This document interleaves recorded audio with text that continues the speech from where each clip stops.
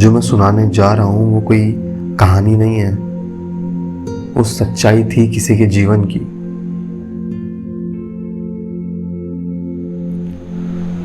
सूर्यसेन भारत की स्वतंत्रता संग्राम के महान क्रांतिकारी। हम में से कुछ लोग शायद इन्हें जानते भी नहीं होंगे, क्योंकि जिस उम्र में इंसान अपने रिटायरमेंट, अपने बच्चों की शादी और घर बार जैसी चीज़ों में उलझा रहता है, उस उम्र में ये शहीद हो चुके थे। 22 मार्च 1894 को इनका जन्म हुआ एक छोटे से गांव नुआपाड़ा में, जो कि चिटगांव के पास है।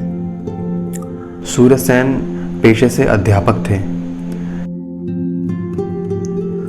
सूर्यसेन बहुत ही सहनशील और दयालु किस्म के इंसान थे। इन्हें लोग प्यार से मास्टरदा कहकर भी बुलाया करते थे। इतिहास में इनका नाम चिटगांव कांड के कारण बहुत प्रसिद्ध है। चिटगांव का नाम बदलकर अब चिटोग्राम कर दिया गया है और वो अब एक बांग्लादेश का शहर है। इन्होंने इंडियन रिपब्लिक आर्मी की स्थापना की, जिसे दूर दूर से आकर लोगों ने भर्ती किया। जब इन्होंने चिटगांव कांड को अंजाम दिया, तब उसमें ज़्यादातर क्रांतिकारी 16 से 17 साल के थे। जी हाँ, 16 से 17 साल के क्रांतिकारी। 18वीं सदी में जब चिटगांव हिंदुस्तान में था, तो वहाँ अंग्रेज़ों की एक बहुत बड़ी आर्मरी थी। आर्मरी वो जहाँ गोला बारूद, बंदूकें रखी जाती हों। सूर्यसेन का मानना था कि दुश्मन पर पहला हमला वहाँ किया जाए जहाँ से वो सबसे ज़्यादा कमज़ोर हो जाए। जब सूर्यसेन इस कांड को अंजाम देने जा रहे थे, तो उन्होंने अपने सभी क्रांतिकारी भाइयों को समझा दिया था कि किसी भी मासूम की जान नहीं लेनी है। सूर्यसेन ने योजना बनाई कि चिटगांव को अलग करना है बाहर से। मतलब कि जब आर्मरी पर रेड हो, जब आर्मरी पर हमला हो, तो किसी भी तरह की मदद ना पहुंच सके आर्मरी तक। तो उन्होंने योजना बनाई कि टेलीफोन लाइंस को काट दिया जाएगा, टेलीग्राम सिस्टम को ख़राब कर दिया जाएगा और ट्रेन्स की पटरियां उखाड़ दी जाएगी। और 18 अप्रैल 1930 की रात को बिल्कुल वैसा ही हुआ। सभी क्रांतिकारी इनकलाब जिंदाबाद और डाउन विथ एम्पीरियलिज्म का नारा लगाते हुए पहुंच गए आर्मरी चिटगांव। सब कुछ योजना के मुताबिक ही हुआ। ट्रेन की पटरियां उखाड़ दी गईं, टेलीग्राम सिस्टम ख़राब कर दिया गया और टेलीफोन की लाइंस भी काट दी गईं। मगर वहाँ जाकर एक दिक्कत खड़ी हुई। आर्मरी में ना तो मशीन गन्स थी, ना गोला बारूद था। वहाँ सिर्फ लेविस गन्स और 303 आर्मी राइफल्स थी। अब बिना गोला बारूद के बंदूकें बेकार थी। और सूर्यसेन की योजना में ये भी था कि आर्मरी पर कब्जा करने के बाद उन्हीं बंदूकों और उन्हीं गोला बारूदों को वो अंग्रेज़ों की सेना पर इस्तेमाल करेंगे। अब जितने भी 16-17 साल के क्रांतिकारी थे, वो थोड़ा सा घबरा गए थे, क्योंकि इस वक्त तक खबर अंग्रेज़ों तक पहुंच चुकी थी और वो अपनी आर्मी भेज रहे थे।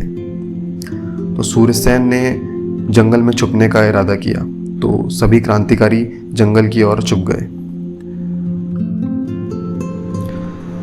22 अप्रैल को सभी क्रांतिकारियों को ढूंढ लिया गया और अंग्रेज़ों के पास ओपन फायर का आदेश था। ओपन फायर में 12 क्रांतिकारी और 80 ब्रिटिश आर्मी के लोग शहीद हुए। अब इसमें भी हार हमारी ही थी, क्योंकि ब्रिटिश आर्मी के जो 80 जवान शहीद हुए वो हिंदुस्तानी ही थे। अब बचे हुए क्रांतिकारी पास के एक गांव में चले गए थे। अब उस वक्त वो गांव एक मुस्लिम सामुदायिक गांव हुआ करता था। अंग्रेज़ों की सेना पीछा करते करते उस गांव तक भी पहुंच गई। उन्हें लगा कि मुस्लिम हैं तो शायद पता बता देंगे, क्योंकि जितने भी क्रांतिकारी थे वो सब हिंदू थे। मगर ऐसा कुछ नहीं हुआ। उस गांव से अंग्रेज़ों को निराश होकर जाना पड़ा। उस गांव ने उन क्रांतिकारियों को 3 साल तक खाना, रहना और काम दिया। जी हाँ, 3 साल तक।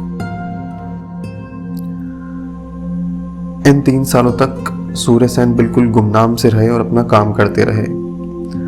मगर कुछ समय बाद सूर्यसेन को लगने लगा कि अब शायद उन्हें पकड़ लिया जाएगा। इसी दौरान नेत्रसेन नामक गद्दार ने सूर्यसेन का पता अंग्रेज़ों को बता दिया था और सूर्यसेन की गिरफ्तारी के बाद किसी गुमनाम क्रांतिकारी ने नेत्रसेन का सर धड़ से अलग कर दिया था दिन दहाड़े। जब सूर्यसेन गिरफ्तार हुए तो उन्होंने अंग्रेज़ों से एक मांग की कि उनके सभी साथियों को फांसी ना दी जाए, और अंग्रेज़ मान गए और उनके सभी साथियों को अंडमान निकोबार की जेल में भेज दिया गया।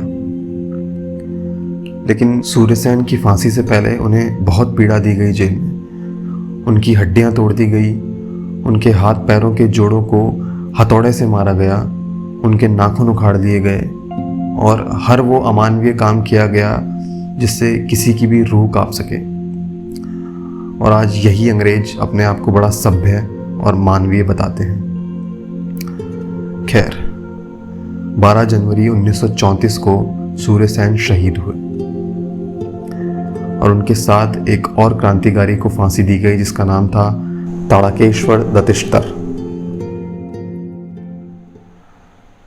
अब एक बात ध्यान रखना बंधु, ये आज़ादी मिली नहीं है, छीनी गई है। छीनी गई है उन जानवरों से जिन्होंने हमारे समाज को बांटा, जिन्होंने हमारे धर्म को बांटा, जिन्होंने हिंदू मुस्लिम की एकता को बांटा, जिन्होंने हिंदुस्तान को बांटा।